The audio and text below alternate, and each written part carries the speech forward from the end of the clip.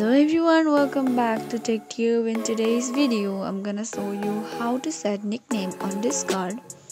So to get started, open Discord app on your mobile or PC. Once you're there, you can go on the chat box.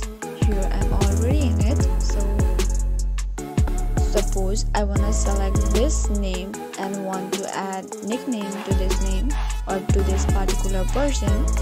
So in order to do that, click on the right button and here you will see certain options like profile, call, add note, add friend nickname. So we are going to add a nickname, so click on the add friend nickname option. Now you can add the nickname as you want or as you like and you are all done.